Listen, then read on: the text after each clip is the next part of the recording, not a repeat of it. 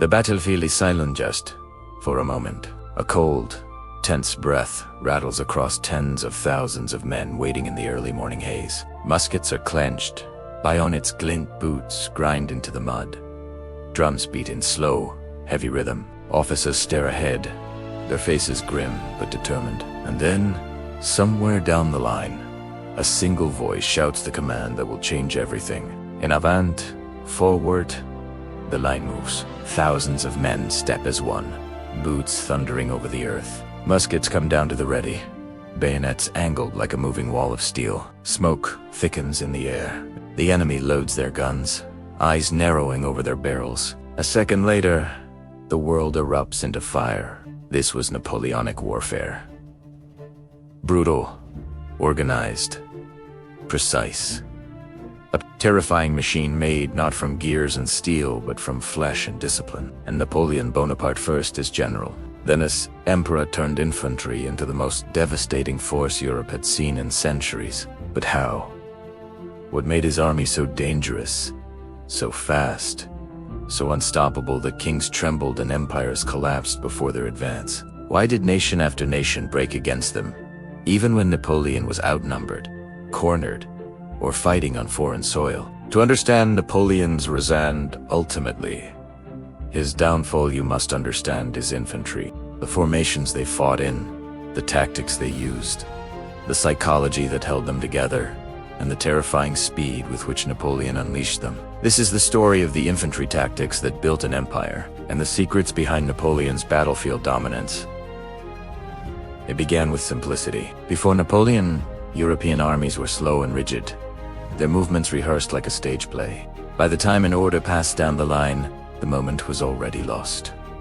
Napoleon destroyed that. He demanded mobility, flexibility, and speed. His infantry could march faster, maneuver quicker, and strike harder than any other army of the age. Their backbone was the column.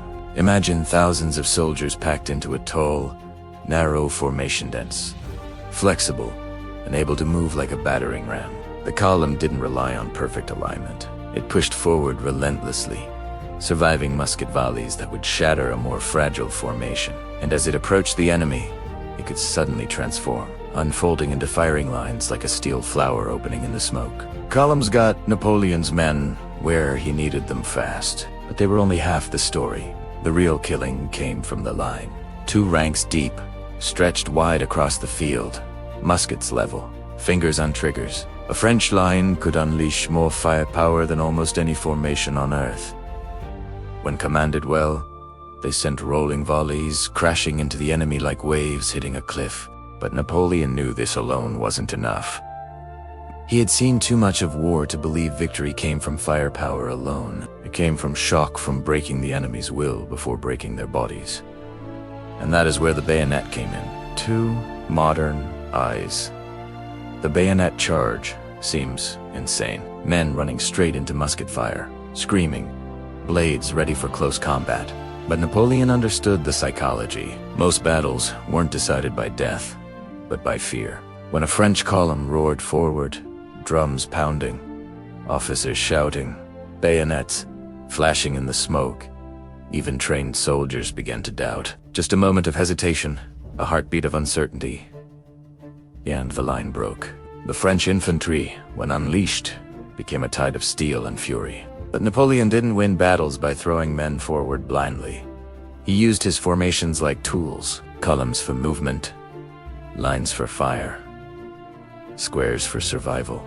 The infantry square was the fortress of the battlefield, 4 walls of bristling bayonets, muskets loaded and pointed outward. When cavalry thundered across the field, the square became unbreakable. Horses would not charge into a living wall of steel, and even the bravest cavalrymen had no desire to be impaled. Time and again, British, Austrian, and Russian cavalry smashed into the French squares, and every time, they recoiled, leaving the infantry untouched. Against cavalry, the square was salvation. Against everything else, it was a trap. Napoleon knew when to use each formation. He knew when to stay tight, when to spread out, when to advance in silence, and when to scream like demons tearing across the earth. He drilled his men relentlessly. Officers who hesitated were replaced, Units that faltered were reorganized. Weapons were standardized so a man could pick up the musket of a fallen comrade without losing a heartbeat. Each regiment became a machine, each battalion a living organism, each soldier a cog in something unimaginably larger than himself.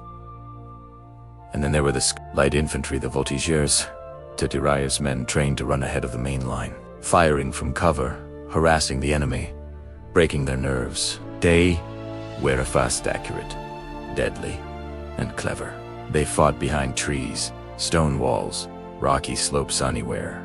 They could inflict pain without exposing themselves. They disrupted enemy formations long before the main French attack arrived. They were the shadow in the woods, the whisper in the smoke. They made sure the enemy never felt safe, never felt ready, never had enough time to think. Napoleon used them like claws, ripping the enemy apart piece by piece before the hammer blow fell. But infantry tactics alone didn't win him Europe. What truly set Napoleon apart was how he combined them with artillery and cavalry. Infantry softened the enemy.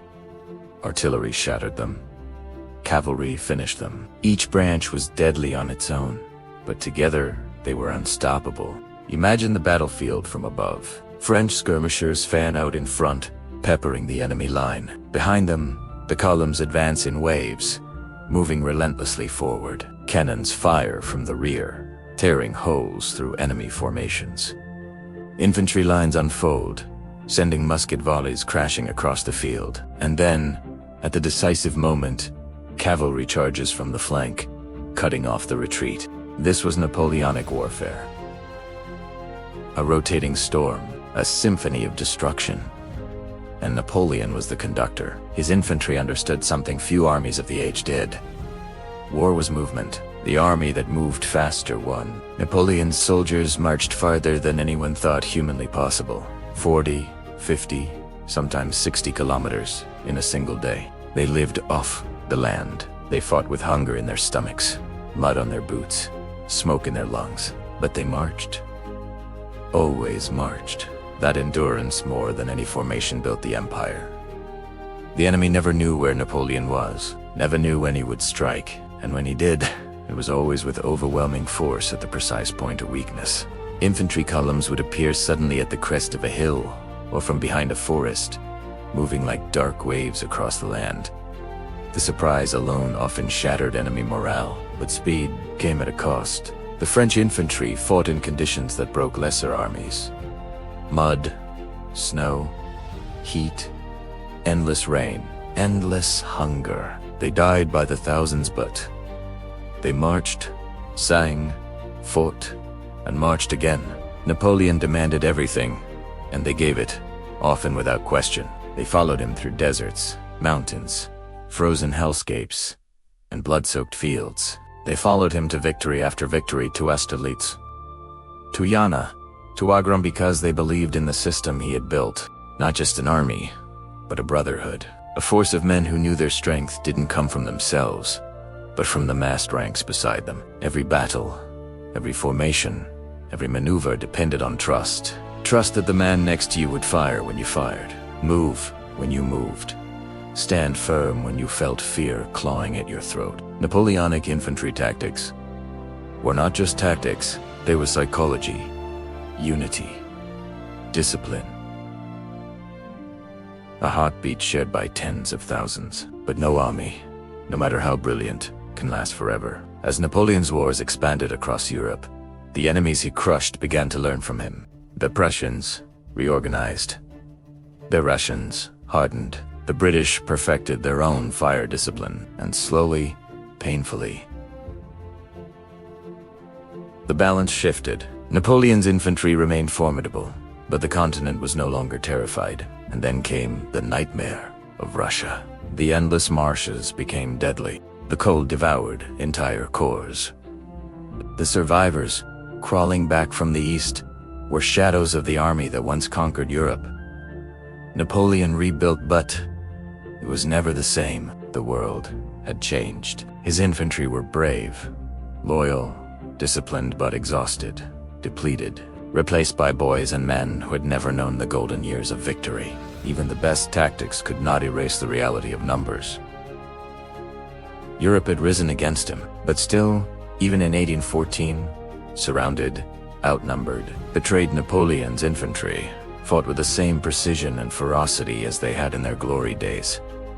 Columns still advanced through smoke, squares still held against cavalry, lines still fired volleys that shook the earth, and Napoleon himself, riding among them, still wielded the tactical genius that had made him a legend. In the end, what remains is undeniable. Napoleon's infantry tactics reshaped warfare forever. His use of formations, speed, discipline, and coordination created a blueprint that armies around the world adopted. Even today, modern tactics echo the structure and logic of his columns of movement, lines of fire, rapid maneuver, concentration of force, shock, morale, psychology, and precision. These were the tools Napoleon sharpened into weapons, and with them, he carved his name into history. The battlefield smoke may have cleared centuries ago, but the lessons remain. How a system of ordinary men, drilled into extraordinary unity, became the engine of an empire. How discipline and speed overcame hesitation and fear. How innovation crushed tradition. And how one man, through brilliance and ambition, unleashed tactics so powerful they changed the world. Napoleon's infantry did not just fight battles, they reshaped them. They marched across Europe like a storm, and even in defeat, they left a legacy that endures in every modern army. In the thunder of their muskets, in the precision of their maneuvers, in the courage of their bayonet charges, we still hear echoes of the empire they built on. The emperor who led them into fire, glory, and legend.